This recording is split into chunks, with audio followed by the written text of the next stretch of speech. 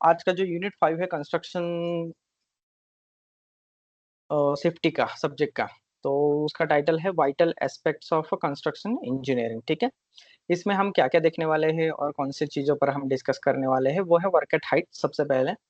उसके बाद work at height के लिए लोगों के लिए और मटेरियल के लिए जो एज अ प्लेटफॉर्म की तरह काम करता है और जो कंस्ट्रक्शन इंडस्ट्री का इंटीग्रल पार्ट है, स्कैफोल्डिंग के बारे में हम डिस्कस करेंगे। शटरिंग के बारे में डिस्कस करेंगे, कभी कभी फॉर्म वर्क भी लगता है। शटरिंग यही एक फॉर्म वर्क ही है अगर आप देखो तो। उसके बाद लेटर्स के बारे में, कंक्रीट के बारे में, कॉफर डैम्स के बारे में। कॉफर डैम्स बहुत थोड़े लोग जानते हैं। कॉफर डैम्स के बारे में डिस्कस करेंगे। Special operations connected with irrigation works उसके बारे में डिस्कस करेंगे। Safety on working on Fraser roof के बारे में हम डिस्कस करेंगे। प्रिकॉशन ऑन टावर क्रेन की क्या क्या प्रिकॉशंस लेने हैं आपको। टेम्पररी इंस्टॉलेशन स्ट्रक्चर जैसे कि स्कैफोल्ड हो गया, लैडर्स हो गया, उसके स्टैंडर्ड्स के बारे में हम डिस्कस करेंगे। हाइट पास सिस्टम क्या होता है, वर्टिगो टेस्ट का एक्सेप्टेंस क्या है, उसका रिजेक्शन क्या पैरामीटर है, उसके बारे में हम डिस्कस करेंगे। और ऑलरेडी उस पर मैंने एमसीक्यू बना के आपको शेयर भी कर दिया है। सेफ्टी इन लैडर, मटेरियल का टाइप्स कौन सा होगा, इरेक्शन ऑफ स्ट्रक्चर क्या है, वेल्डिंग गैस कटिंग में क्या सेफ्टी लेनी है, use of FBA and safety measure in welding and cutting. ठीक है, उसके बाद फिर इलेक्ट्रिकल वर्क परमिट्स, लोटो सिस्टम, उसके बारे में हम यहाँ पर आज डिस्कस करने वाले हैं। तो सबसे पहले आज हम डिस्कस करेंगे वो है वर्किंग एट हाइट पर। तो वर्किंग एट हाइट किसे कहा जाता है? सबसे पहले अगर कोई भी पर्सन, एम्प्लॉय या वर्कर ग्राउंड लेवल से 2 मीटर या उससे ऊंची जगह पर काम कर रहा है तो उसे वर्क एट हाइट कहा जाता है। नंबर टू, अगर कोई पर्सन ग्राउंड लेवल से 2 मीटर या उससे बिलो काम कर रहा है तो उसे भी वर्क एट हाइट कहा जाता है। ठीक है, तो ग्राउंड लेवल से मतलब अर्थ का, जमीन का जो सरफेस है उससे 2 मीटर या उससे ज्यादा अगर हाइट होगी, उस पर काम कर रहा है तो उसे वर्किंग एट हाइट कहा जाता है। और जैसे कि एक्सकेवेशन वर्क हो गया या फिर आपका ट्रेंचिंग वर्क हो गया या जो भी वर्क होता है अंडरग्राउंड लेवल पर। ठीक है, ग्राउंड लेवल के सरफेस से नीचे अगर कोई पर्सन काम कर रहा है तो उसे भी वर्क एंड हाइट कहा जाता है। अब आप कुछ लोगों के मन में सवाल आया होगा कि सर अबोव तो मैं एक्सेप्ट कर रहा हूँ लेकिन बिलो किस तरीके से एक्सेप्ट किया जाएगा। देखो, same work in at height का जितना खतरा अबोव ग्राउंड रहता है, सेम हजार्ड्स वहां पर आपको बिलो ग्राउंड भी देखने को मिलता है। कोई मटेरियल फॉल हो सकता है या वो पर्सन भी नीचे गिर सकता है, तो आप समझ रहे हो। तो उसे भी हम वर्किंग एट हाइट कंसिडर करते हैं। और ये जो मैं आपको पैरामीटर बताया है अभी, वो ओशा के डेफिनेशन से मैंने आपको बताया है कि ओशा का डेफिनेशन ये हमें कहता है। ठीक, अब वर्किंग एट हाइट का डेफिनेशन तो हमें पता चल गया कि किसे कहा जाता है। अब कोई भी काम यहाँ पर कंसिडर किया जाएगा क्या? ऑफ कोर्स, कोई भी काम। आप चाहे सिर्फ वहां जाके खड़े भी हो तो भी उसे वर्किंग एट हाइट कहा जाएगा, याद रखना। ठीक है, 2 मीटर या उससे कुछ भी कर रहे हो आप, चाहे कोई कटिंग, ग्राइंडिंग, फिटिंग, शटरिंग, जो भी काम कर रहे हो आप, तो उसे हम वर्किंग एट हाइट कहा जाएगा। तो ये हमेशा याद रखना। अब व्हाट इज स्कैफोल्डिंग? अब वर्किंग एट हाइट के ऊपर जब आप काम करते हो, ठीक है, और आपको ज्यादा देर तक काम करना है, जैसे कि कोई बिल्डिंग का कंस्ट्रक्शन चालू हो रहा है या ऑलमोस्ट अंडर कंस्ट्रक्शन है, तो वहां पर जो भी लेबर है, वर्कर है, उनको खड़े रहने के लिए, उनको एज अ प्लेटफॉर्म वहां पर स्कैफोल्डिंग यहाँ पर क्या करती है, हेल्प करती है। तो स्कैफोल्डिंग एक स्टील का स्ट्रक्चर रहता है जो कि टेम्पररी स्ट्रक्चर रहता है, जो कि वर्कर के खड़े रहने के लिए एज अ प्लेटफॉर्म काम करता है। सेकंड, जो भी आप कंस्ट्रक्शन या कोई भी एक्टिविटी के लिए मटेरियल रखने के लिए वहां पर वो प्लेटफॉर्म के दौर पर काम करता है। स्कैफोल्डिंग में बहुत सारे टाइप्स होते हैं। Single pole scaffolding, double pole या उसे इंडिपेंडेंट स्कैफोल्डिंग भी कहा जाता है। अ, हमने स्कैफोल्डिंग बहुत बार डिस्कस किया है। ठीक है, तो सस्पेंडेड स्कैफोल्डिंग भी आता है, रोलिंग स्कैफोल्डिंग भी आता है। अब इंडिपेंडेंट स्कैफोल्डिंग में अलग अलग मटेरियल इस्तेमाल किए जाते हैं, जैसे कि एल्यूमिनियम हो गया या स्टील हो गया।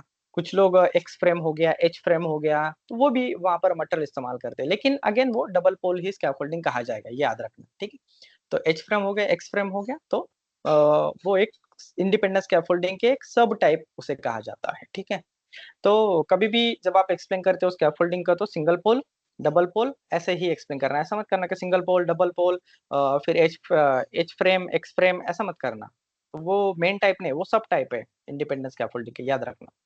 फिर उसके बाद आता है शटरिंग या फिर फॉर्म वर्क। शटरिंग क्या होता है? मान लो कि आपको कुछ आरसीसी या सीमेंट कंक्रीट से कुछ परमानेंट स्ट्रक्चर बनाना है, तो उसको आपको कुछ शेप देना है, जैसे कि राउंड शेप हो गया, ठीक है, सिलिंड्रिकल शेप हो गया या फिर फ्लैट शेप हो गया। तो उसके लिए आपको पहले शटरिंग से एक फॉर्म वर्क तैयार करना पड़ेगा। उसके ऊपर फिर आप जो भी आरसीसी का जो मटेरियल रहेगा या सीमेंट कंक्रीट का जो मिक्सचर रहेगा वो वहां पर डाल के फिर ड्राइंग करने के बाद वो पक्का हो जाता है। तो उसके लिए आपको शटरिंग करना पड़ता है। एग्जाम्पल, अगर कोई भी कंस्ट्रक्शन कंपनी छोटा सा मान लो कि घर बना रही है, तो उसमें उसको क्या लगेगा, उसको मान लो कि स्लैब डालना है, स्लैब, ठीक है। तो रूफ लेवल पर जब स्लैब डालने से पहले उस वो क्या करेगी, वो शटरिंग का काम करेगी, ताकि वहां पर एक फॉर्म वर्क तैयार कर सके हम, ठीक है। तो उस शेप का ही यहाँ पर सीमेंट कंक्रीट का मिक्सर डाल के वो फिर वो होल्ड कर देगा। तो ये होता है शटरिंग या फॉर्म वर्क। आप चाहे जो भी शेप में शटरिंग कर सकते हो। शटरिंग जनरली स्टील का ही होता है और वो टेम्परी नेचर का ही होता है। जैसे ही जो भी आपका सीमेंट कंक्रीट का मिक्सचर हो गया वो हार्ड हो जाता है, उसके बाद वो शटरिंग निकाल ली जाती है। देन उसके बाद लैडर्स का इस्तेमाल किया जाता है। देखो जहां पर भी 30 मिनट से कम वक्त काम करना है हाइट पर, ठीक है, ध्यान देना इस बात पर। 30 मिनट से कम वक्त के लिए अगर कहां पर भी काम करना है तो उसके लिए आपको लैडर चाहिए। दूसरा लैडर का पर्पज रहता है कि भाई आपको एक्सेस देने के लिए वहां पर लैडर का इस्तेमाल किया। एक्सेस, एग्जांपल, मुझे हाइट पर जाके काम करना है तो मैं कैसे चढ़ के जाऊं, तो लैडर वहां पर रहती है। हर जगह पर आप स्टेयर केस ये बिल्ड नहीं कर सकते, तो एक लैडर एक शॉर्ट टर्म के लिए सॉल्यूशन रहता है। लेकिन अगर आपको रोज आना जाना है तो वहां पर आप लैडर नहीं लगाओगे, तो फिर वहां पर आपको सही से स्टेयर केस वगैरह आपको बिल्ड करना पड़ेगा, क्योंकि लैडर चढ़ने के लिए उतरने के लिए थोड़ा रिस्की रहता है, ये भी याद रखना। तो जहां पर आपको मंथ में एक बार और कुछ ही देर के लिए जस्ट एक्सेस के लिए आपको कुछ प्लेटफॉर्म चाहिए, तो वहां पर लैडर एक काम आती है।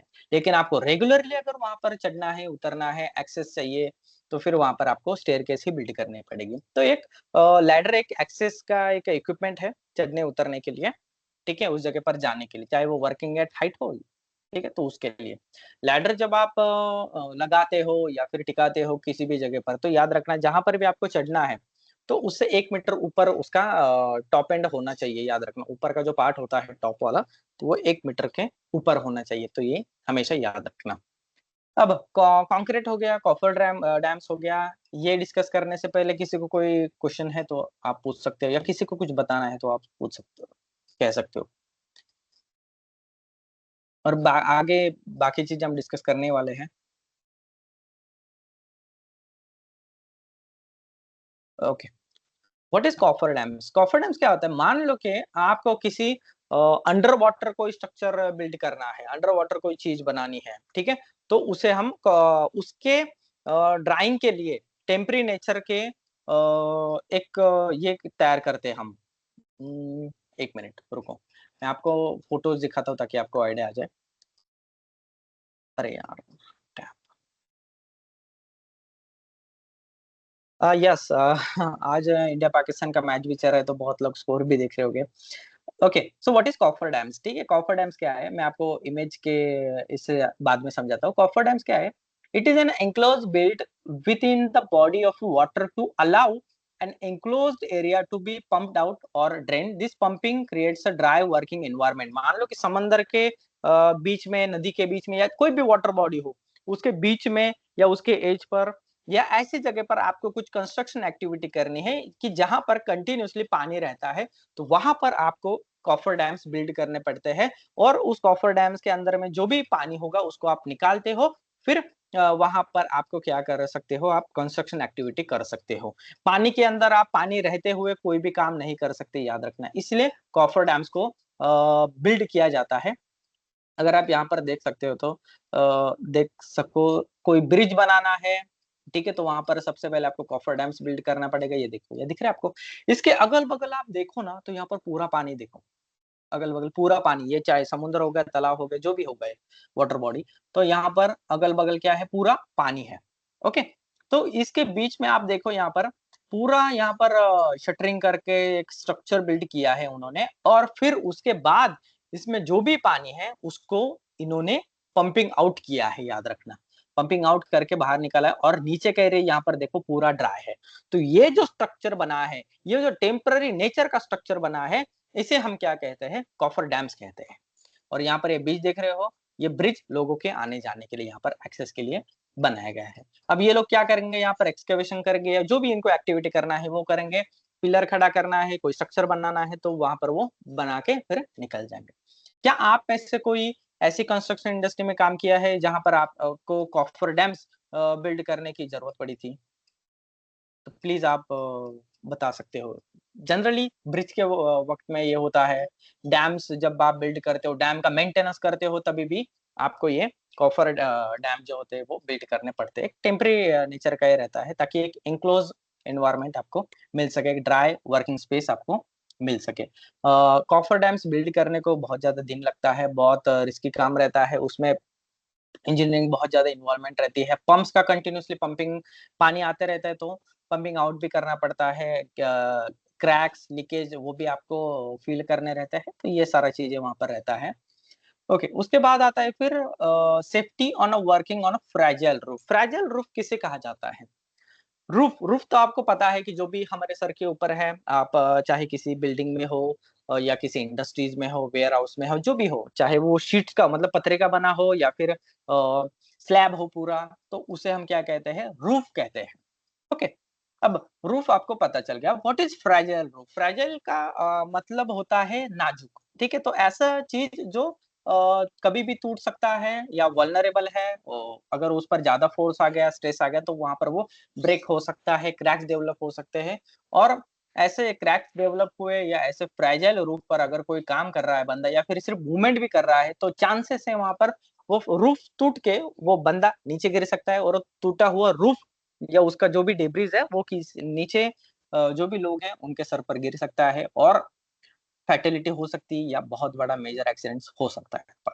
और ऐसे बहुत सारे केसेस हुए हैं जब फ्राइजर रूप में शीट जो रिप्लेसमेंट है, शीट मेंटेनेंस है, उसका अगर काम चलता है तो वहाँ पर फ्राइजर रूफ्स होते हैं। सीमेंट के पतरे आपने देखे होंगे, एस्बेस्टॉस के जो शीट्स होते हैं उनका रिप्लेसमेंट, और जनरली वो क्या रहते हैं? फ्राइजल रहते हैं।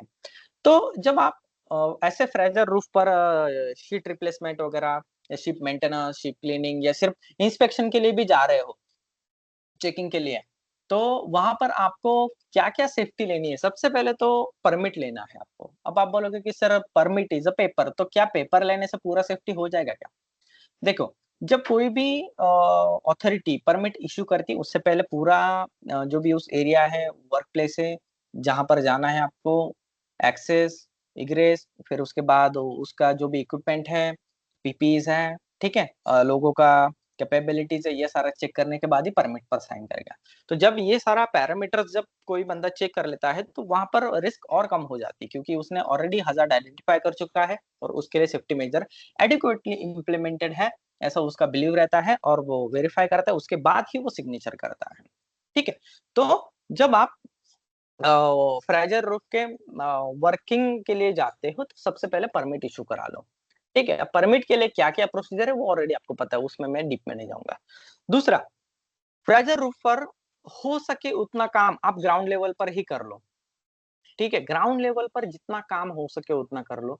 दूसरा, फ्रेजर रूफ पर आपको जाने की ज़रूरत ना पड़े, मतलब वहाँ पर पैर रखने की या वहाँ पर नीचे उतरने की ज़रूरत ना पड़े, इसके लिए आप कोई भी क्रेन या कोई भी अदर म्यूप हो गया, मोबाइल एलिवेटेड वर्किंग प्लेटफ़ॉर्म जैसे चीज़ें हो गई, तो क्या अगर पॉसिबल है, एज़ मच एज़ पॉसिबल उनका इस्तेमाल कीजिए। Rather than working on Fraser roof, तो जितना हो सके उसको अवॉइड कीजिए। कुछ काम अवॉइड नहीं होते हैं, एग्री, वहाँ पर आपको जाना ही पड़ेगा। तो फिर जब आप जाओगे तो वहाँ पर रूफ के लिए ऐसी जगह से वॉकवेज होते हैं तो वॉकवेज का ही एक्सेस लेके आप वहाँ पर जाइए। ठीक है? फ्रेजर ऊपर जाने से पहले पूरा जगह का इंस्पेक्शन कर लीजिए, कहाँ पर क्रैक डेवलप नहीं है ना वगैरह-वगैरह, और जहाँ पर काम होने वाला है उसके नीचे पूरा एरिया बैरिकेड है। बैरिकेडिंग कीजिए, सॉफ्ट बैरिकेडिंग कीजिए और लोगों को बोलिए कि जब तक ऊपर का एक्टिविटी नहीं होता तब तक आप ये नहीं आओगे। उसके बाद होता है फिर क्राउलिंग लैडर वगैरह होती है तो वो वहाँ पर प्रोवाइड कीजिए, लोगों को ट्रेनिंग प्रोवाइड कीजिए। पीपी वहाँ पर प्रोवाइड कीजिए, लाइफलाइन वहाँ पर एक्सेस होना चाहिए, तो ये सारी चीज़ें वहाँ पर होनी चाहिए और एडिक्वेटली सुपरविज़न होना चाहिए, सही से कम्युनिकेशन होना चाहिए। नेक्स्ट चीज़ें होती है एनवायरनमेंट, आप देख लीजिए, क्या बारिश का मौसम है? क्या बहुत ज़्यादा हवा आ रही है? ठीक है? तो ये सारी चीज़ें वहाँ पर आपको करना है। अगर अच्छा मौसम है तब भी वहाँ पर आप काम कीजिए। नेक्स्ट, आपके पास जो भी इक्विपमेंट वगैरह हो, टूल्स हो, जो भी रिक्वायर्ड टूल्स है वो वहां पर आपके साथ में होने चाहिए। ऐसा नहीं कि कोई टूल नीचे रह गया या हो गया, ऐसा नहीं होने चाहिए। तो जब भी आप ऊपर जाते हो तो सही से टूल सारे अपने साथ ही लेके जाइए। जितना कम हो सके उतने कम वक्त में काम करके आप नीचे आ जाइए। ये कुछ सेफ्टी प्रिकॉशंस बेसिक ओवरव्यू मैंने दिया है आपको, तो वहां पर आप ये सब फॉलो कीजिए। या जो भी आप as a HSC professional advisor role पे रहते हो तो उनसे ये करवा के लीजिए या उनको इस तरीके से एडवाइस कीजिए। Precautions on tower cranes. Tower cranes क्या है? कंस्ट्रक्शन इंडस्ट्री में टावर क्रेन्स मटेरियल का हाइट पर जनरली क्या होता है, उनको मटेरियल शिफ्टिंग के लिए टावर क्रेन का इस्तेमाल किया जाता है। चेक कर लो क्या टावर क्रेन सही से इंस्टॉल हुई है नहीं। ठीक है, इंस्टॉलेशन उसका रेगुलरली इंस्पेक्शन सही से होना चाहिए। उसका ऑपरेटर उसके पास से सर्टिफिकेशन ट्रेनिंग एंड एक्सपीरियंस होना चाहिए सही से। ट्रेनिंग जो भी टावर क्रेन है उसका रेगुलरली जो भी टीपीएम होता है, उसके बाद पीएमआई होता है, सारी चीजें चेक होनी चाहिए। उसके बाद ही आप अलाउ करो कि टावर क्रेन ऑपरेशंस के लिए। ओके। उसके बाद जो भी टावर क्रेन आप इस्तेमाल करते हो, ओवर लोडिंग मत करना, ओवर स्पीडिंग मत करना। टावर या जीप का मूवमेंट या ट्रॉली का मूवमेंट जो होता है वो आप सही से देख लेना। वो यहाँ पर बेसिक बेसिक चीजें आपको फॉलो वहां पर करनी है। बहुत रिस्की होता है टावर क्रेन का ऑपरेशन जो भी है। सुपरविजन देना। उसके बाद कम्युनिकेशन टावर क्रेन का जो ऑपरेटर होता है उससे सही से करना। ठीक है, चाहे वो सिग्नल से कम्युनिकेशन हो, जनरली आजकल वॉकी टॉकी भी मिल जाते हैं, तो वॉकी टॉकी से कम्युनिकेशन बहुत ही बेस्ट होता है। आप चाहे जिस तरीके से उसको समझा सकते हो। तो आपके जो भी वॉकी टॉकीज होते हैं, तो उसकी जो बैटरीज होती है वो सही से चार्ज होनी चाहिए और वहां पर वो स्पेयर होना चाहिए। क्योंकि एक बार ऐसा भी हुआ था कि वॉकी टॉकी का ये हो गया था, तो फिर वहां पर सिग्नल से कम्युनिकेशन किया गया था और उनको सिग्नल से कम्युनिकेशन की आदत नहीं थी। वहां पर बहुत सारा कंफ्यूजन हुआ था। आपको भी पता है कि टावर कैन का जब मूवमेंट होता है तो कितने वाइब्रेशन और जर्क बैठते हैं, आपको सब पता है ये सारी चीजें जो लोग कंस्ट्रक्शन में काम करते हैं। अब आप मुझे बताओ कि जब आप एज ए प्रोफेशनल आप टावर कैन में और क्या क्या सेफ्टी लेते हो, आप में से कोई बताएगा? अब टावर कैन बहुत ही जनरल है, हर जगह पर इस्तेमाल किया जाता है। आप बताइए अभी।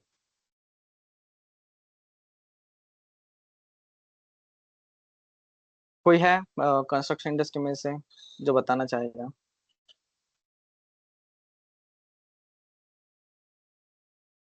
मेरा आवाज आ रहा है ना आपको? प्लीज कंफर्मेशन दीजिए, या सिर्फ मैं अकेले ही बताते जा रहा हूँ प्लीज। यस सर, आ रही है सर। आ रहा आ है रहा है सर, ना? आवाज आ रहा यस। है। ओके, या सब आप मैच देखने में बिजी हो, आई डोंट नो। ठीक है, टावर कैन का मुझे इन्फॉर्मेशन चाहिए, उसके बिना क्लास आगे नहीं जाएगा। टावर कैन में और क्या क्या ओके सेफ्टी लेते हो आप बताइए। सर, जैसे एरिया बैरिकेडिंग, टू स्टैकल्स इंस्पेक्शन, और सर उसका टीपीआई वगैरह, टावर क्रेन का टू स्टैकल्स का टीपीआई वगैरह, और एक्सेस, और जैसा आपने बताया कि कम्युनिकेशन, यही सब सर देखा जाता है। Very good. और कोई इससे अलावा और क्या एडिशनल सेफ्टी लेते हैं और किसी इंडस्ट्री में, तो वो भी बताइए मुझे। सर टावर क्रेन के लिए ना उसका कमीशनिंग करवाना पड़ता है सर, जो मैन्युफैक्चरर होता है उसके तरफ से। हाँ। और उसके बाद सर जो टावर केबिन का जो ऑपरेटर केबिन होता है उसकी सीसीटीवी कैमरा लगा के रखते हैं सर। वो सिक्योरिटी ऑफिस में मॉनिटरिंग पे रहता है कि बाई चांस जो ऑपरेटर है उसको हार्ट अटैक आ गया या अनकॉन्शियस हो गया ऊपर में, तो उसको मॉनिटरिंग के लिए सीसीटीवी कैमरा भी सर केबिन में लगा के रखते हैं। ये एक्स्ट्रा प्रिकॉशन यूज करते हैं वेरी गुड। मैं सर। आपको एक पुणे का एक सीन बताता हूँ। एक बार हुआ क्या, आप सभी को पता है कि टावर कैन का ऑपरेटर के एक्सेस के लिए क्या होता है, प्लेटफॉर्म बनाया जाता है। ठीक है, जहां पर काम चल रहा है बिल्डिंग के सटीक ही वो क्रेन इंस्टॉल की जाती है और वहां से एक प्लेटफॉर्म दिया जाता है ताकि उस फ्लोर से वो ऑपरेटर वहां पर चला जाए। अब हुआ क्या है कि 11वें 12वें फ्लोर पर काम चल रहा था और अभी उनका काम हो गया तो प्लेटफॉर्म निकालना पड़ा वहां पर उनको, प्लास्टर फिनिशिंग वर्क करना था। तब टावर कैन ऑपरेटर का एक्सेस पूरा चला गया। अब वो बंदा, अब सोचो 11-12 फ्लोर से, ठीक है, लैडर से नीचे आ रहा है, रुकते रुकते आराम से नीचे आ रहा है, लोगों से बात कर रहा है, थक रहा है। तो 1-2 घंटा तो मतलब ऐसे ही चला जाता है उसका। तो नीचे आते हुए ऊपर जाते हुए तो ये सारी दिक्कतें भी जब प्लेटफॉर्म निकाला जाता है तो ये होती है। 1 घंटा आने में, 1-2 घंटा जाने में, तो ऐसा भी एक लगभग 2-3 दिन तक ऐसे ही चलाता है, ऐसा मान लो आप। ठीक है, तो ऐसा भी एक्सपीरियंस देखा है क्या? आपके साथ भी ऐसा एक्सपीरियंस हुआ है कि टावर गैंग का एक्सेस मतलब प्लेटफॉर्म निकाला गया ऑपरेटर का, तो वो पूरा सीढ़ी से ऊपर जा रहा है, नीचे आ रहा है। हालांकि बहुत रिस्की है, इवन दो हम ये इंश्योर करे थे, लेकिन उससे बहुत टाइम कंज्यूमिंग है। तो किसी के साथ ऐसा एक्सपीरियंस हुआ था या सिमिलर एक्सपीरियंस? जी सर, हमारे यहाँ तो सर लेडर से ही जो ऑपरेटर था वो जाता था, क्यों ना कि हमारे यहाँ अंडरग्राउंड बिल्डिंग बन रहा था सर, तो उसको ऊपर जाने के लिए तो हम कोई प्लेटफार्म दे नहीं सकते थे सर। तो बाकी का फॉल रेस्टर वगैरह तो यूज करके रेस्टिंग प्लेटफार्म तो होता है सर टावर क्रेन में, तो उसके जरिए जाता था। ओके, तो कमल जी कितना हाइट था उनका, कितना डेप्थ तक वो नीचे जाते थे, कितना मीटर है? सर डेप्थ में नहीं जाते थे, हाइट पे ही था, अच्छा, क्यों ना हाइट पर। कि जी सर 30 मीटर अंडरग्राउंड बिल्डिंग था सर। तो उसमें क्या था कि जैसे जैसे बिल्डिंग ऊपर आता गया, तो हमें काफी दूर तक भी कुछ स्ट्रक्चर ऐसे थे जो ऊपर में भी हमारे कंस्ट्रक्शन चल रहे थे सर, बाकी के जो थे अंडरग्राउंड में थे, तो उसके लिए हाइट ही रखा गया था। लगभग 20 मीटर हाइट था सर ग्राउंड लेवल से। तो कितना वक्त लगता था 20 मीटर तक पहुंचने के लिए और ऊपर आने के लिए वन टाइम में? तो सर ऐसे 5-10 मिनट में चढ़ जाता था सर, ऑपरेटर तेज ही चढ़ते थे। हाँ हाँ, ओके, चलो गुड। ठीक है, टॉपिक पर वापस आते हैं हमारे। Temporary installation and structure. वो temporary installation and structures, temporary structure क्यों कहा जाता है इनको? क्योंकि इनका इस्तेमाल टेम्पररी पर्पस के लिए होता है। ठीक है, कुछ देर के लिए या कुछ वक्त के लिए, कुछ पीरियड्स के लिए हम इन्हें इंस्टॉल करते हैं, और काम जैसे ही खत्म हो जाए हम इन्हें निकाल देते हैं, इसीलिए हम इन्हें टेम्पररी स्ट्रक्चर कहते हैं। एग्जाम्पल स्कैफोल्डिंग हो गया, जो कि जैसे मैंने पहले एक्सप्लेन किया कि मटेरियल को और लोगों को सपोर्ट्स के लिए स्कैफोल्डिंग इंस्टॉल किया जाता है। लैडर्स, तो अगेन एक्सेस के लिए, आने जाने के लिए, मूवमेंट के लिए आपको लैडर यहाँ पर इस्तेमाल करते हैं। ये दोनों ही टेम्पररी स्ट्रक्चर है। अब लैडर में भी दो टाइप होते हैं। एक होता है परमानेंट जो फिक्स लैडर होता है, ठीक है, और दूसरा बाकी का फिर टेम्पररी लैडर रहता है, या फिर उसे पोर्टेबल लैडर भी आप कह सकते हो। ठीक है, जहां पर 10 मीटर या उससे ज्यादा का अगर है, या रेगुलरली आना जाना रहता है, जैसे कि ईओटी क्रेन हो गया, कोई टैंक पर ऊपर जाना है, ठीक है, या कोई बिल्डिंग के रूफ पर एक्सेस हो गया, तो वहां पर लोग परमानेंटली लैडर फिक्स करा लेते हैं। ठीक है, 10 मीटर या उससे ज्यादा हाइट का अगर लैडर होगा, तो वहां पर आपको फॉल अरेस्टर लगाना मैंडेटरी है। यस, किसी को कुछ कहना है?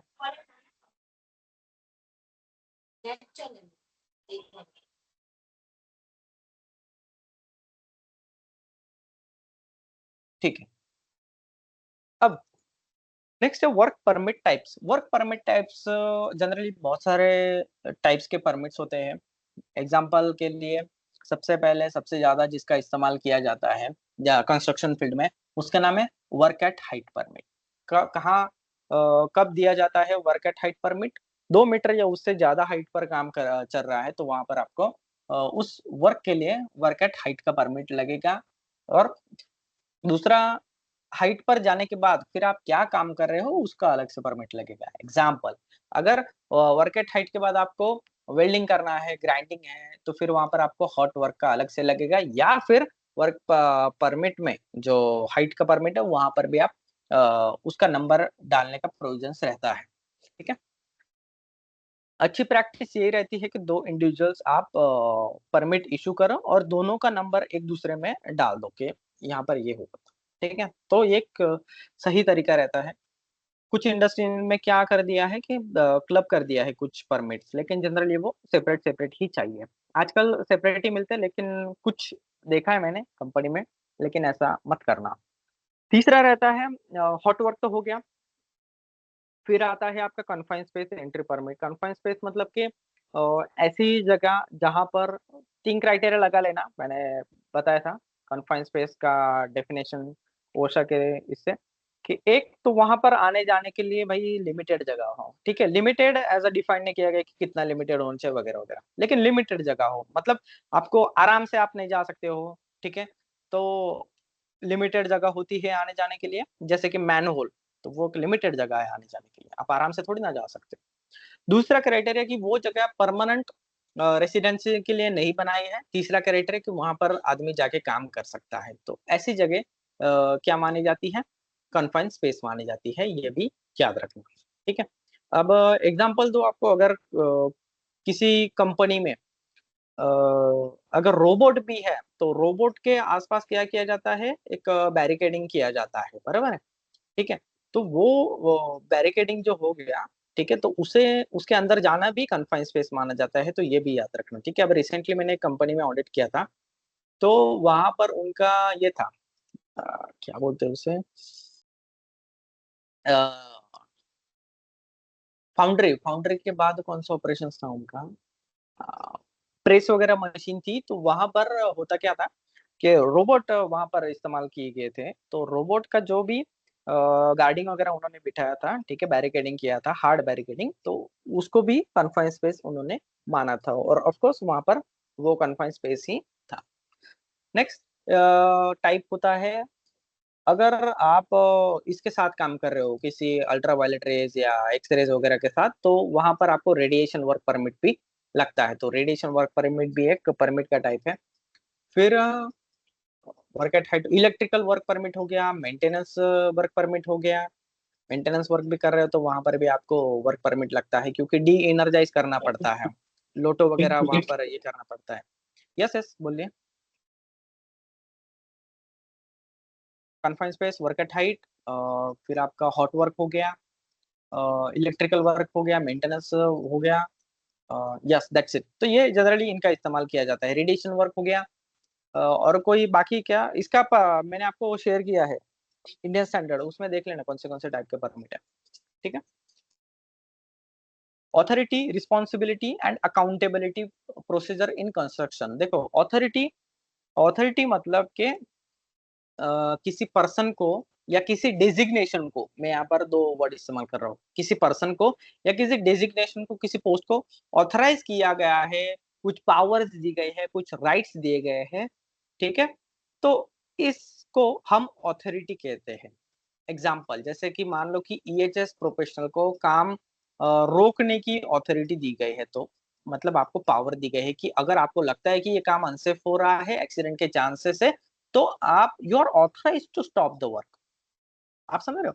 दूसरा, मान लो कि एचआर, तो एचआर को ऑथोरिटी दी गई है कि वो किसी भी पर्सन को हायर कर सकता है कंपनी में किसी भी पोस्ट पर, तो उसको पावर दी गई है, और वो पावर दे के उसको ऑथराइज किया गया है टू डू सर्टन टास्क। समझ रहे हो, तो ये होता है ऑथोरिटी। अब ऑथोरिटी के साथ, पावर के साथ उतनी ही रिस्पॉन्सिबिलिटी भी आ जाती है। आप समझ रहे हो, रिस्पॉन्सिबिलिटी मतलब कि जिम्मेदारी आ जाती है आपका, के भाई जैसे कि मान लो कि जब आप घर में छोटे थे, तो आपके पास ऑथोरिटी भी कम थी, रिस्पॉन्सिबिलिटी भी कम थी। अभी आप मान लो कि घर के मेन सदस्य बन गए हो, अब आपको घर का मुखिया क्यों कहा जाता है, आप हो गए या आपके फादर हो गए या जो भी है मुखिया, या आपकी माता जी हो गई, मेरे फादर या मदर हो गए, तो उनके पास ऑथोरिटी है कि वो घर के मुखिया है, लेकिन उसके साथ उतनी ही जिम्मेदारी उन पर आ गई है कि घर को चलाने की, या छोटे बड़े फैसले करने की, या कुछ हो गया तो उनकी रिस्पॉन्सिबिलिटी बनती है, उनकी जिम्मेदारी बनती है, तो पावर के साथ साथ उतनी ही रिस्पॉन्सिबिलिटी आ जाती है। नेक्स्ट है अकाउंटेबिलिटी। अब अकाउंटेबिलिटी को हम अल्टीमेट रिस्पॉन्सिबिलिटी कह सकते हैं। एग्जाम्पल, रिस्पॉन्सिबिलिटी अकाउंटेबिलिटी सेम है, लेकिन अकाउंटेबिलिटी क्या है मैं आपको बता देता हूँ। रिस्पॉन्सिबिलिटी जिम्मेदारी, अगर मान लो कि मैं सेफ्टी ऑफिसर हूँ और मैं सेफ्टी मैनेजर को रिपोर्टिंग कर रहा हूँ, ठीक है, और सेफ्टी मैनेजर पूरे प्लांट का एक ही है, उसके ऊपर कोई नहीं है, उसके ऊपर डायरेक्ट प्लांट हेड है, एग्जाम्पल है। अब मुझ पर जिम्मेदारी है कि भाई सेफ्टी रखने की, ठीक है, प्लांट में कुछ गलत ना हो, कुछ एक्सीडेंट्स ना हो, जो भी हो गया, तो मुझ पर क्या है, रिस्पॉन्सिबिलिटी है। आप समझ रहे हो, अगर मुझसे कुछ गलती हो भी गई, ठीक है, तो प्लांट हेड सबसे पहले किसको डांटेगा, सेफ्टी मैनेजर को। मैं हूँ सेफ्टी ऑफिसर, तो मेरे पास क्या है, रिस्पॉन्सिबिलिटी, मेरे पास अकाउंटेबिलिटी नहीं है। अकाउंटेबिलिटी किसके पास है, सेफ्टी मैनेजर के पास है, तो प्लांट हेड उसको डांटेगा कि भाई ये आपकी अकाउंटेबिलिटी है। तो मैं मेरी रिस्पॉन्सिबिलिटी किसी और पर डाल सकता हूँ, सेफ्टी मैनेजर देख लेगा, भाई मुझे कोई टेंशन नहीं है, ठीक है, हालांकि मुझे भी सुनना पड़ेगा, मेरी भी रिस्पॉन्सिबिलिटी है, लेकिन अकाउंटेबिलिटी नहीं है, मेरे ऊपर भी कोई है, तो सेफ्टी मैनेजर देख लेगा। लेकिन क्या सेफ्टी मैनेजर किसी और पर वो ढकल सकता है क्या, ब्लेम गेम कर सकता है क्या? बिल्कुल नहीं। वो अल्टीमेट ऑथोरिटी है, सबसे ऊपर वही बैठा है, तो इसलिए उसके पास क्या है, अकाउंटेबिलिटी है, मतलब उसके पास जवाबदेही है। तो जिम्मेदार वही होगा, चाहे वो प्लांट में हो या ना हो। आप समझ रहे, चाहे वहां पर उस गलती हो जाए, जो भी हो, अच्छा हो बुरा हो, ठीक है, अच्छा काम हो गया तो भी क्रेडिट उसको मिलेगा, बुरा काम हो गया तो भी पनिशमेंट या जो भी होगा डेबिट उसको बैठेगा। आप समझ रहे, तो अल्टीमेट अकाउंटेबिलिटी उस पर है। लेकिन उसने क्या किया, जिम्मेदारी लोगों में बांट दी, ठीक है। तो दिस इज व्हाट रिस्पॉन्सिबिलिटी, आप समझ रहे हो। अब एग्जाम्पल, जैसे कि अपने देश का अगर कोई जिम्मेदार है, ठीक है, तो कौन है, स्टेट के सीएम हो गए या एमएलए हो गए, एमपीज हो गए, तो ये लोग कौन है, रिस्पॉन्सिबल है। लेकिन प्राइम मिनिस्टर हमारे देश के छोटे बड़े हर एक डिसीजन के लिए अकाउंटेबल है, उनकी जवाबदेही है, आप समझ रहे हो। तो वो अपने इससे पल्ला नहीं झाड़ सकते, ठीक है, तो वो अकाउंटेबल है। तो this is accountability and this is responsibility. I hope आपको डिफरेंस समझ में आया होगा। अकाउंटेबिलिटी अल्टीमेट ऑथोरिटी या फिर अल्टीमेट रिस्पॉन्सिबिलिटी, उसके ऊपर कोई नहीं है, तो जो भी होगा उसको ही भरना पड़ेगा। रिस्पॉन्सिबिलिटी हम झटक सकते हैं, अकाउंटेबिलिटी हम झटक नहीं सकते या फिर उसे पास ऑन नहीं कर सकते। आप समझ रहे हो अभी? यस। इसका डिफरेंस समझ रहा है तो आप कह सकते हो, अगर नहीं समझा तो भी आप कह सकते हो मुझे। इसमें कोई Yes. डाउट है? अकाउंटेबिलिटी और रिस्पॉन्सिबिलिटी में कोई डाउट है गाइस आपको? No sir. तो टॉप मोस्ट No, पोजीशन पर sir. No, sir. Top most position पर अकाउंटेबिलिटी रहती है, और उसके बाद जो भी जूनियर्स है, सब ऑर्डिनेट्स है, तो उन पर रिस्पॉन्सिबिलिटी रहती है, तो याद रखना। नेक्स्ट है हाइट पास सिस्टम। हाइट पास सिस्टम या फिर वर्टिगो टेस्ट क्या रहता है, जो भी बंदे हाइट पर काम करेंगे उनके लिए एक हाइट पास सिस्टम तैयार किया जाता है, एक प्लेटफॉर्म तैयार किया, बिल्ड किया जाता है। जैसे कि एक 12 इंच की एक प्लैंक रहती है, उस पर लोगों को चलाया जाता है हाइट पर, ठीक है। हाइट कितना भी हो सकता है, हाइट हो सकता है उसका जैसे कि 10 मीटर 12 मीटर, उतने हाइट पर एक प्लेटफॉर्म बिल्ड करके उनको चलाया जाता है। उस पर ऑफकोर्स वहां पर फॉलोअर सिस्टम रहता है, तो 2 चक्कर वहां पर उनको ये किया जाता है कि प्लेटफॉर्म से आपको जाना है दूसरे एंड के लिए, और अगेन वहां पर आना है आपको, ओके। फॉलोअर सिस्टम वहां पर रहता है। और वर्टिगो या फिर हाइट पास के लिए जब लोग जाते हैं, उससे पहले उनका ब्लड प्रेशर जो भी होता है, वो डॉक्टर रहते हैं, MBBS plus associate fellow of industrial health, उनका 3 मंथ का वो कोर्स होना चाहिए, तो वही एलिजिबल है वर्टिगो टेस्ट कराने के लिए। कुछ का कंपनी बोलेंगी कि यार भाई एमबीबीएस है बहुत है, ऐसा नहीं है।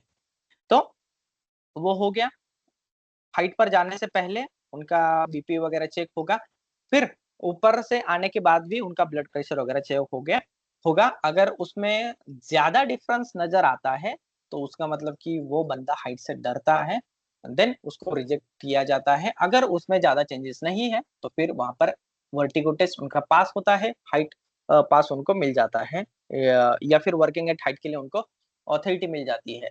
आप समझ रहे हो, तो लेकिन उसके लिए डॉक्टर मौजूद होना चाहिए वहां पर साइट पर। तो ऐसे कुछ चीजें हैं आपको करनी पड़ती है।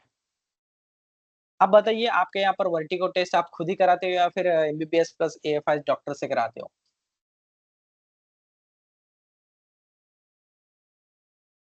या फिर बीएमएस या कोई भी डॉक्टर से आप वर्टिगो टेस्ट कराते हो? डॉक्टर से ही कराते हैं सर। डॉक्टर डॉक्टर रहता Sir, है। रहता है MBBS सर। वाले से करा. गुड। उसका फ्रीक्वेंसी क्या रखते हो आप आपके इंडस्ट्रीज में? 3 month है sir. 3 मंथ्स, वेरी गुड, ठीक है। ओके, अच्छा, हाँ, आप में से कोई छत्तीसगढ़ में है क्या अभी? मुझे यार, मैं एक ऑडिटर देख रहा हूँ, चेकलिस्ट बेस ये चीज का ऑडिटर है, या आपके पहचान को कोई अच्छा बंदा है छत्तीसगढ़ में, ये है काम। 26 और 27 को ऑडिट कराना है मेरा। My calendar is full, that's why I am asking कि अगर कोई है तो प्लीज मुझे बताइए। चेकलिस्ट बेस्ड ऑडिट है, मैं समझा दूंगा उनको, इट्स इजी। क्लास के बाद आप मुझे व्हाट्सएप कीजिए अगर वहां पर कोई है आपके पहचान का या आप खुद ही हो तो भी। Next, safety in ladder. Ladder में क्या सेफ्टी लोग, लैडर अलग अलग टाइप के होते हैं। हुक लैडर हो गया, ठीक है। प्लेटफॉर्म लैडर हो गया, एक्सटेंशन लैडर हो गया, तो ये अलग अलग टाइप के यहाँ पर आपको लैडर इस्तेमाल किए जाते हैं। जनरली हुक टाइप लैडर जो होते हैं वो हम ज्यादा इस्तेमाल करते हैं, ज्यादा हाइट है वहां पर एक्सटेंशन टाइप के लैडर इस्तेमाल करते हैं। सबसे पहले जो भी लैडर हम यहाँ पर इस्तेमाल करते हैं, क्या वो अच्छी कंडीशन में है या नहीं, उसका मंथली या वीकली इंस्पेक्शन होना चाहिए। मैं तो बोलता हूँ कि विजुअल इंस्पेक्शन तो आप हर इस्तेमाल करने से पहले आपको यहाँ पर करना जरूरी है। नेक्स्ट, जहां पर आपको एक्सेस चाहिए, क्या उससे उस हाइट से ज्यादा हाइट का लैडर का एक्सेस है क्या, या फिर उसका एक्सेस है क्या। तीसरा, क्या लैडर का जो भी पार्ट है, क्या उसमें एंटी स्लिप या फिर ग्रिप के लिए बॉटम में वहां पर इक्विपमेंट बिठाए गए हैं या नहीं है, ग्रिप है वो भी आपको देखना है। ठीक है, रबर का नीचे बॉटम के लिए आपको रबर देखना है क्या वो लगा है या नहीं है, वरना स्लिप हो जाता है। ठीक है, तो वो एंटी स्लिप के लिए इंस्टॉल किया जाता है, वो देखना है। तीसरा, लैडर का कैपेसिटी कितना है, क्या वो कितना वेट वहां पर सस्टेन कर सकता है। चौथा, जो भी पर्सन लैडर से एक्सेस करेगा, क्या उसका काम 30 मिनट से कम है। अगर 30 मिनट से कम है तो ही आप उसे अलाउड कर सकते हो। 30 मिनट से ज्यादा काम है गाइस, तो वहां पर आपको कुछ रोलिंग स्कैफोल्डिंग का इस्तेमाल करना है, या फिर म्यूप का मोबाइल एलिवेटेड वर्किंग प्लेटफॉर्म का इस्तेमाल करना है, या फिर टेम्परेरी स्कैफोल्डिंग का इस्तेमाल करना है। अब आप बोलोगे कि सर 30 मिनट से क्यों, बहुत सारे इंडस्ट्री में 30 मिनट लैडर के लिए रूल है कि 30 मिनट्स तक लैडर पर अगर कोई भी बंदा चढ़ेगा गाइस थक जाएगा वो। ठीक है, तो उससे क्या होता है कि स्ट्रेन से या स्प्रेन से वो पर्सन के फॉल होने के चांसेस ज्यादा है, इफिशिएंसी भी कम रहता है, वो काम स्लो होता है, तो उससे प्रोडक्टिविटी भी लॉस होता है और रिस्क भी बढ़ जाता है। आप समझ रहे हो, तो इसलिए ये करना कि 30 मिनट से कम काम हो तभी वहां पर आप लैडर देना। अब आप बोलोगे कि सर अगर मान लो कि एक्सकेवेशन का काम चालू है, ठीक है, तो वहां पर तो हम 25 मीटर पर लैडर तो लगाते हैं, तो फिर वहां पर तो दिन भर काम चलते रहता है। देखो, मैं 30 मिनट्स लैडर पर चढ़ के या फिर उस पर खड़े रह के काम करने की बात कर रहा हूँ। एग्जाम्पल, पेंटिंग हो गया, ग्लास क्लीनिंग हो गया, जो भी काम कर रहे हो आप या फिर वो वर्कर, तो लैडर पर खड़े रह के या उस पर चढ़ के 30 मिनट से ज्यादा काम नहीं होना चाहिए। अगर है तो फिर कुछ आप अल्टरनेटिव देखिए गाइस। अगर हाँ 30 मिनट से ज्यादा का काम है लेकिन वो सिर्फ साल में एक बार होता है, 6 मंथ्स में एक बार होता है, देन इट इज एक्सेप्शनल। लेकिन 30 मिनट से उसको आपको ब्रेक देना है, 25 मिनट्स में ही नीचे बुला देना है, फिर आप 10 एक मिनट का ब्रेक दो, फिर उसको जाने को बोलो ऊपर, भले उसमें टाइम लगेगा, एग्रीड, लेकिन इस तरीके का साइकिल रखिएगा। इससे मैंने देखा है बहुत अच्छे तरीके से प्रोडक्टिविटी या फिर उस पर्सन की इफिशिएंसी बढ़ती है। भले वो बोलेगा कि सर देखो 1 घंटे का काम है, 1.5 घंटे का काम फटाक से मैं खत्म करके चला जाता हूँ, खामखा आप 25 मिनट में मुझे बुला रहे हो। देखो क्या होता है कि जब कंटिन्यूअसली काम करेगा ना तो फैटिग भी बढ़ जाता है, तो फिर वहां पर थकान भी ज्यादा होती है और अच्छे से काम नहीं होता, क्वालिटी भी डिप्रिशिएट होती है और फिर वहां पर रिस्क भी बढ़ जाता है। तो ये दोनों ही चीजें वहां पर होती है। जैसे मैंने ट्रेनिंग में एक चीज एक्सपीरियंस की है, मेरा ट्रेनिंग का एक रूल है, चाहे कितना भी छोटा ट्रेनिंग हो, चाहे कितना भी बड़ा ट्रेनिंग हो, ठीक है, चाहे 1 दिन का हो, 3 दिन का हो, मैं 50 मिनट के बाद ब्रेक दे ही देता हूँ। मैं हर एक ट्रेनिंग में मेरा स्टॉप वॉच सेट करके रखता हूँ, 50 मिनट के ऊपर मैं ज्यादा डिस्कशन नहीं रखता हूँ। क्योंकि 50 मिनट अगर आप देखोगे तो हमारे माइंड का एक टेंटेटिव कैलकुलेशन कि आप 50 मिनट से ज्यादा आप ये नहीं कर सकते, ग्रास्प नहीं कर सकते, इसलिए मैंने हमारे लेक्चर का भी टाइम शॉर्ट ही रखा है। ठीक है, तो 50 मिनट तक क्या होता है, हमारा ब्रेन का ग्रास्पिंग पावर है कि भाई हम समझ लेंगे, 50 मिनट से ऊपर नहीं होता भाई।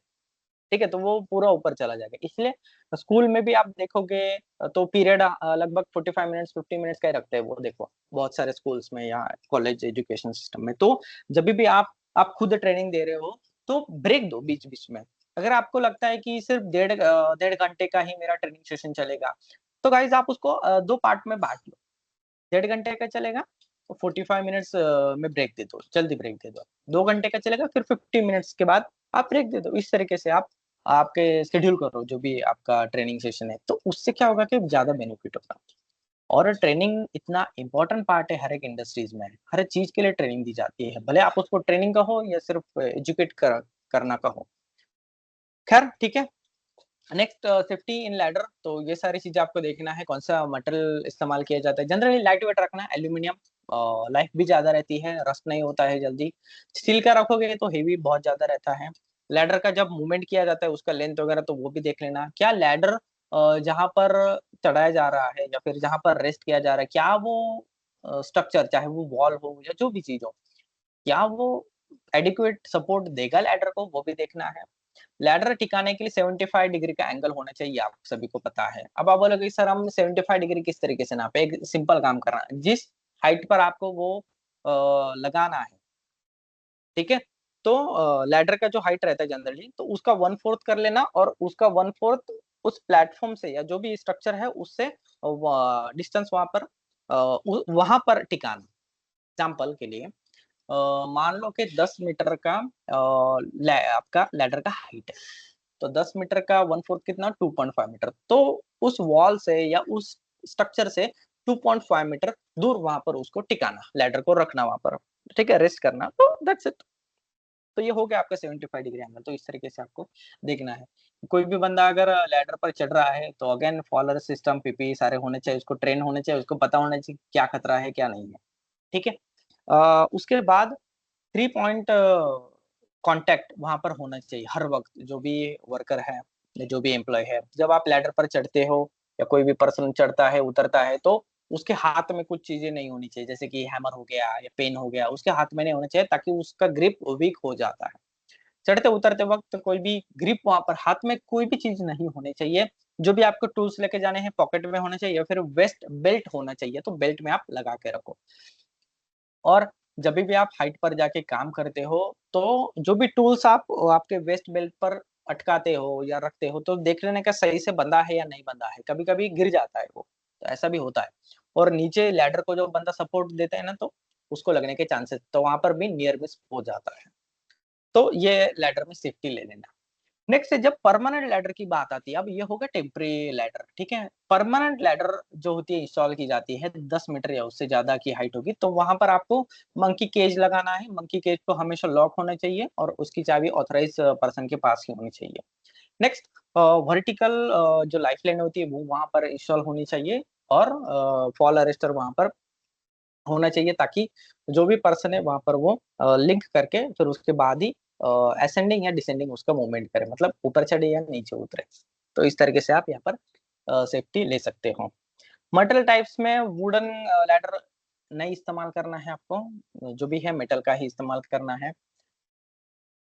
Safety in welding and gas cutting, देखो वेल्डिंग क्या होता है। वेल्डिंग जनरली आर्क वेल्डिंग की अगर आप बात करोगे, तो जो भी दो मेटल पार्ट है उनको ज्वाइंट करने के लिए परमानेंटली उस ऑपरेशंस को वेल्डिंग कहा जाता है, उन दोनों को मेल्ट करके। तो वेल्डिंग क्या होता है कि एक हॉट वर्क होता है।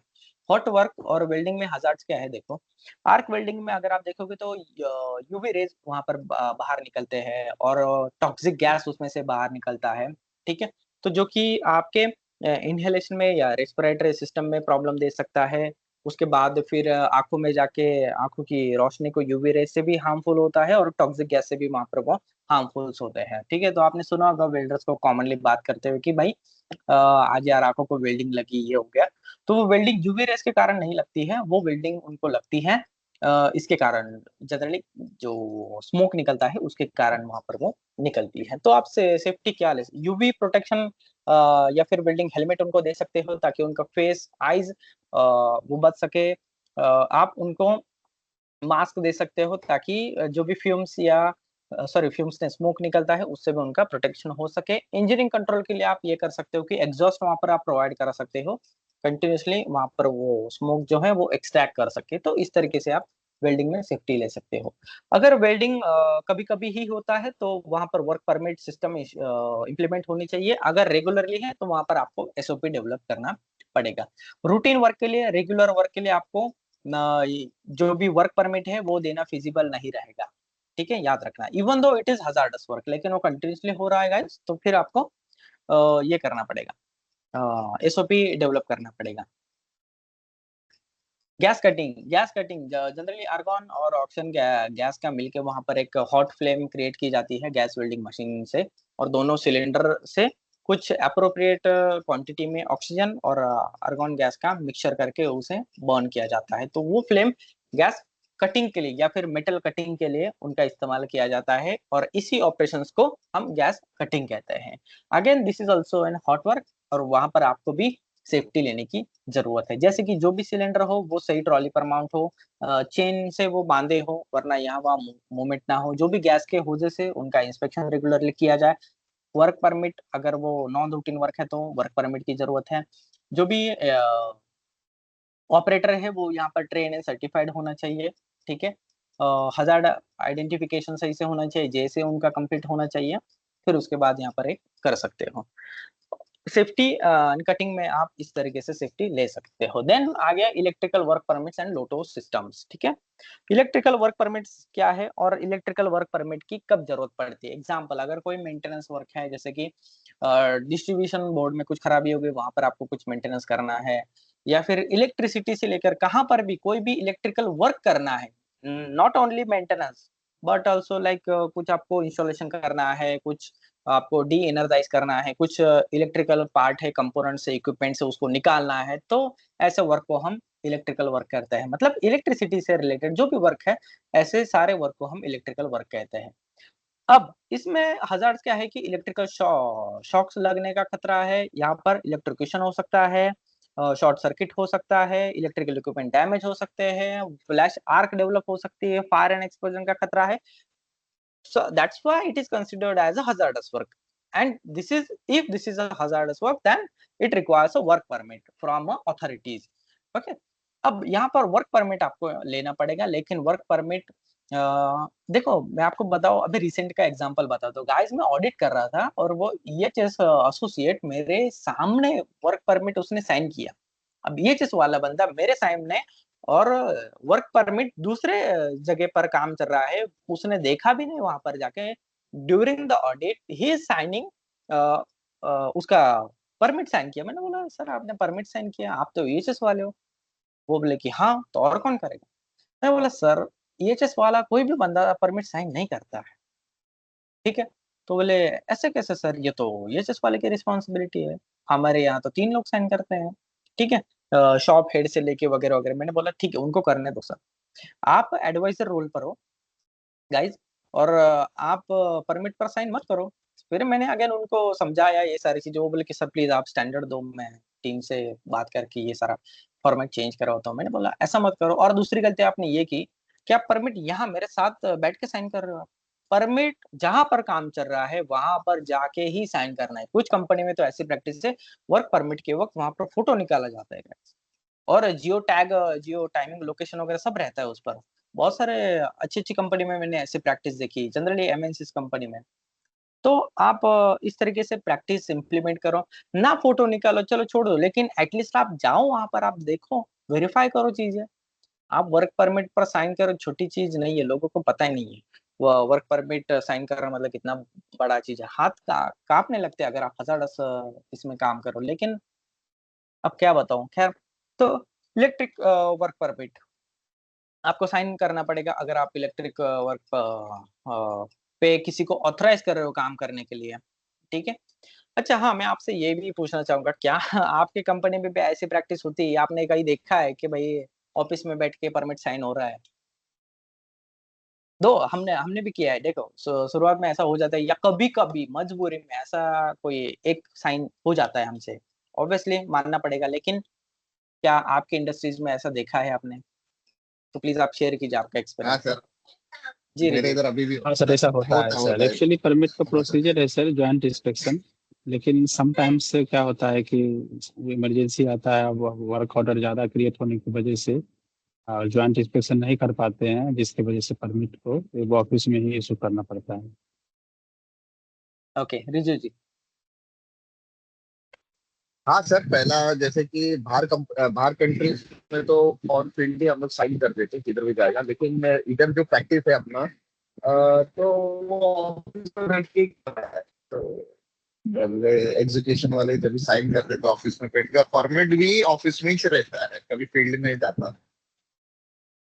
एक चीज देखा है, नहीं तो क्या प्रैक्टिस के सब परमिट एक्चुअली फील्ड में होना चाहिए, जिधर काम होता है उधर करके रहना पड़ता है। जैसे कि कंप्लेंट देख देगी। और मिक्स का जैसे कि एरिया में काम हो रहा है तो उधर एक्चुअली देखना पड़ता है। इधर के ऑफिस में चाहिए जो फ्लो में चल रहा है वो फ्लो में हम लोग भी चला रहे।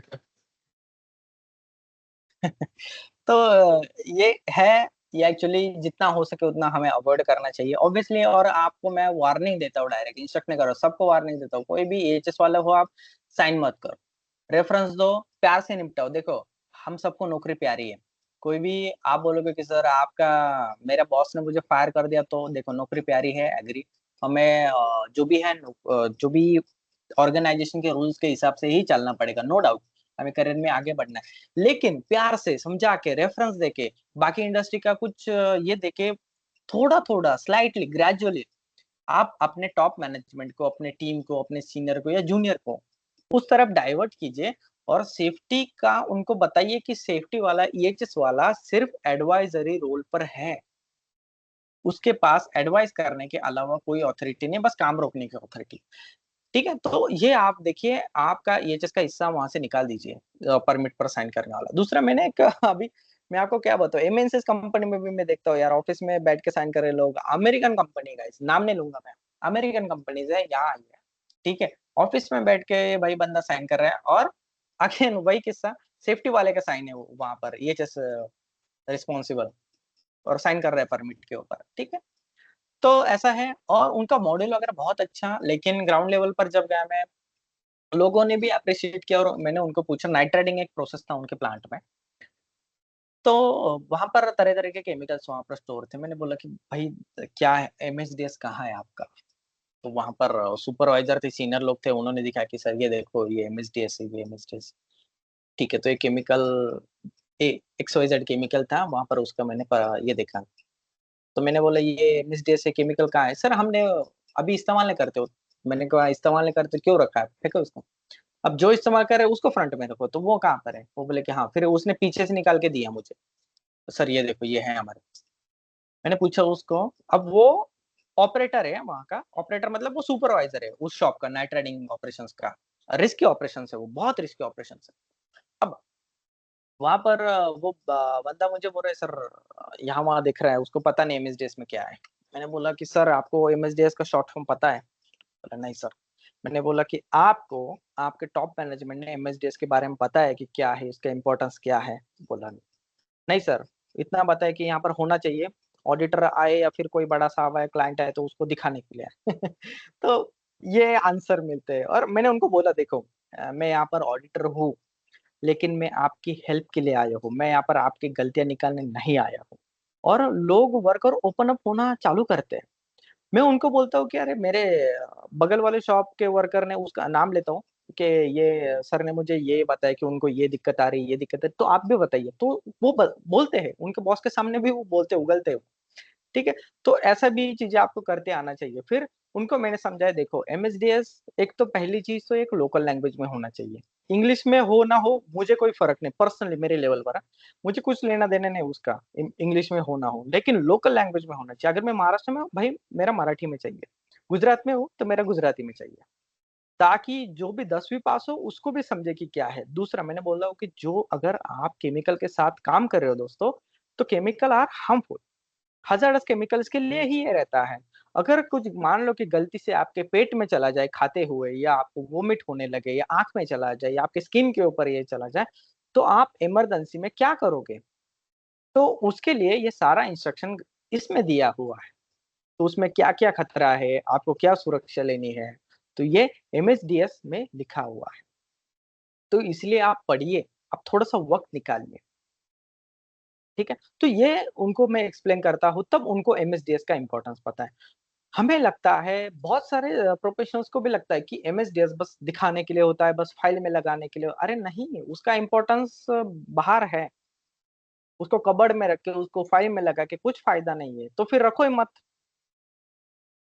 तो यही होता है। खैर चलते हैं आगे, कंटिन्यू करते हैं। अब आता है लोटो सिस्टम। अभी कुछ लोग बोलेंगे कि सर लोटो तो भी है, ठीक है, गुड।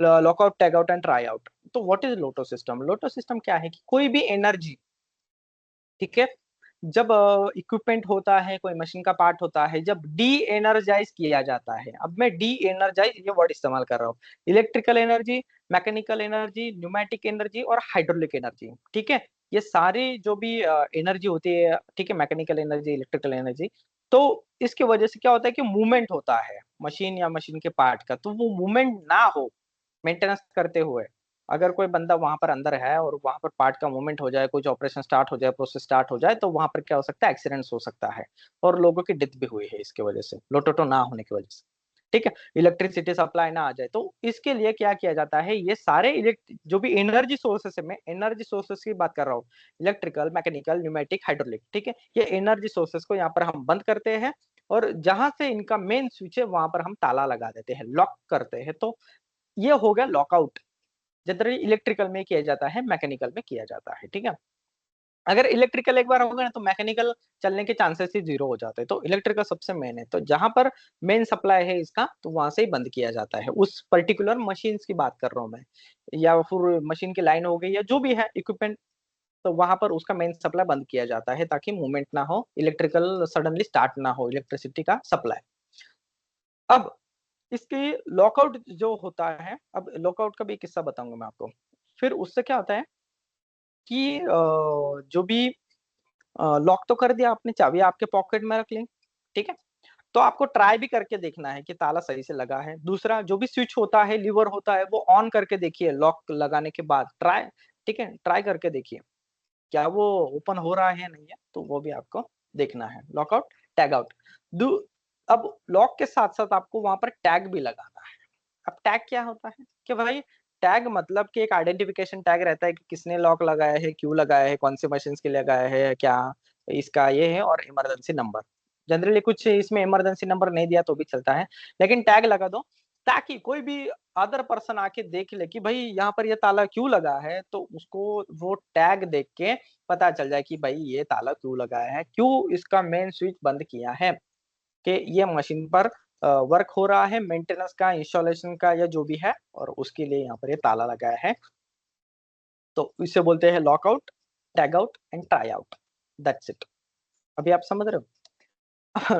लोटो का एक सिस्टम बताता हूँ, इसमें जनरली मिनिमम 2 लॉक्स होने चाहिए, 2 चाबियां होनी चाहिए, एक तो सुपरवाइजर के पास लॉक होने चाहिए, दूसरा होना चाहिए जो ऑपरेटर काम कर रहा है ना उसके पॉकेट में चाबी होनी चाहिए, वो भी एक लॉक लगाएगा भाई, तो ये भी याद रखना। अब मैं एक जगह पर देखा, मेंटेनेंस का काम चल रहा था, लॉकआउट किया था उन्होंने लेकिन चाबी सुपरवाइजर के पास थी, वो बोले कि सिर्फ हम एक ही चाबी लगाते।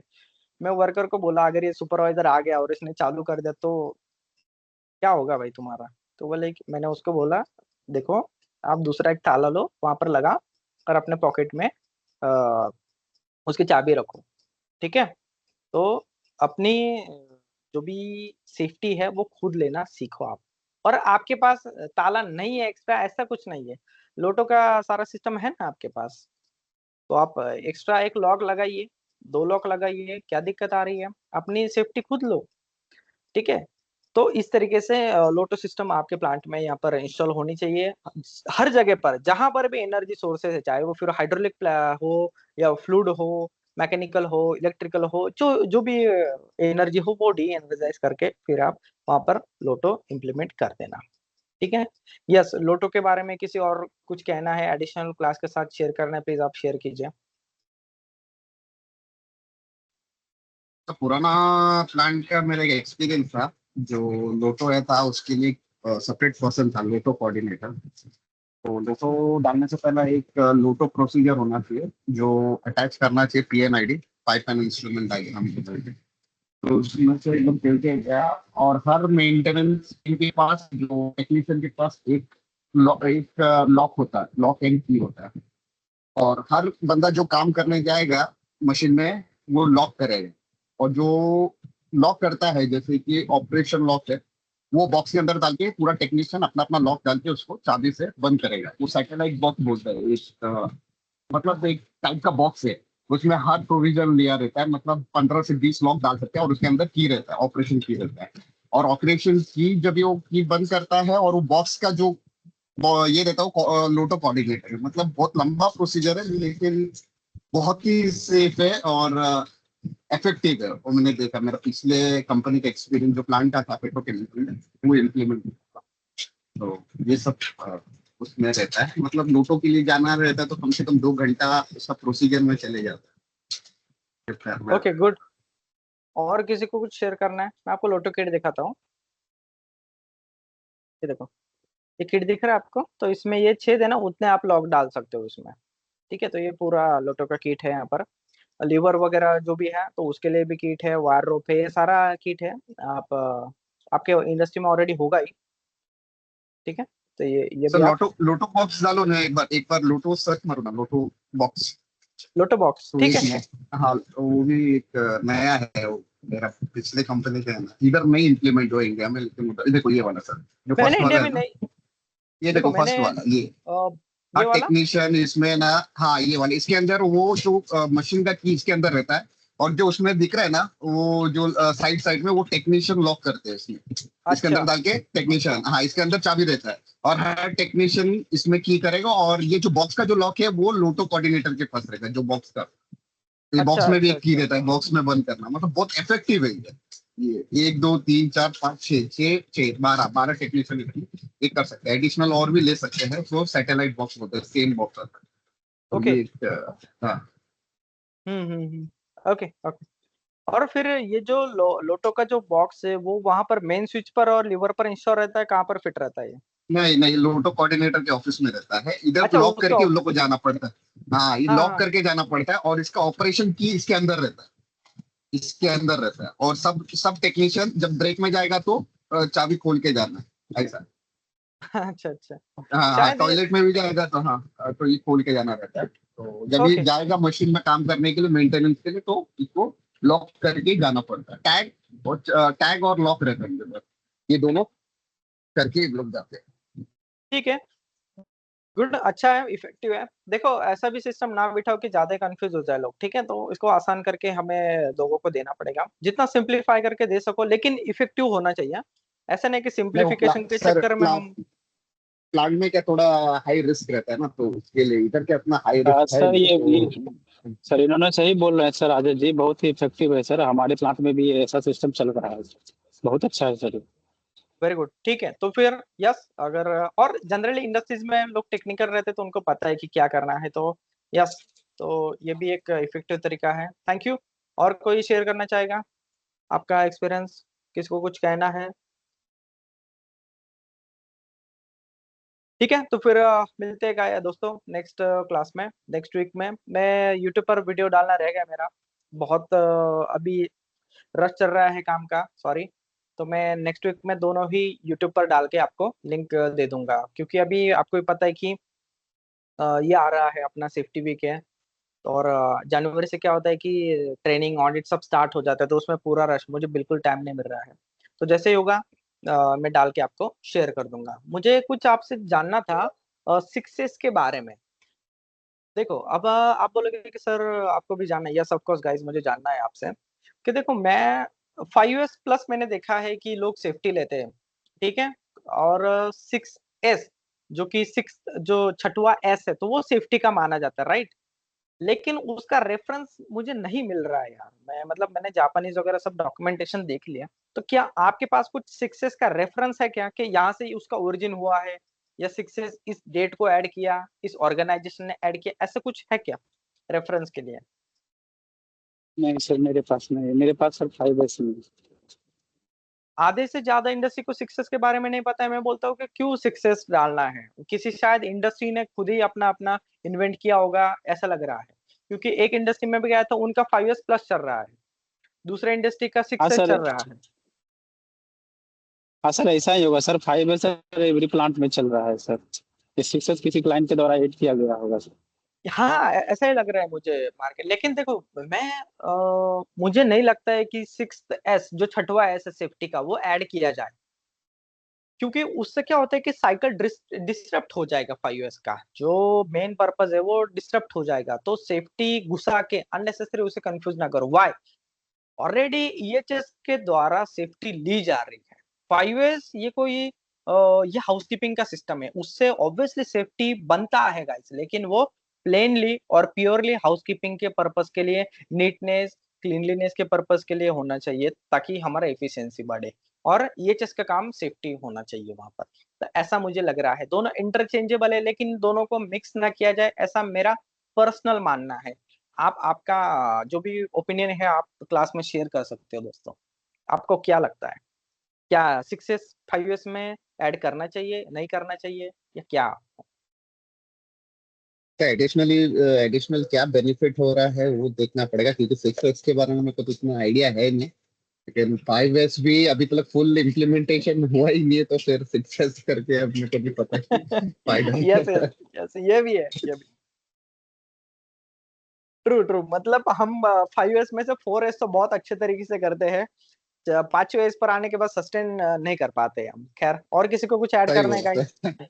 यस, ठीक है।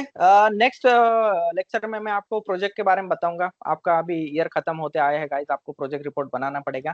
तो नेक्स्ट क्लास हमारा प्रोजेक्ट पर होगा। तो प्रोजेक्ट रिपोर्ट क्या है, किस तरीके से बनाना है, सारा गाइडलाइन मैं आपको दे दूंगा। एक दो वीडियो भी दिखाऊंगा प्रोजेक्ट बुक किस तरीके से दिखता है। ठीक है, तब तक बाय, टेक केयर, एंजॉय कीजिए मैच जो भी है, ओके। स्टडी कीजिए, करियर में ग्रोथ कीजिए। Take care, bye, thank you.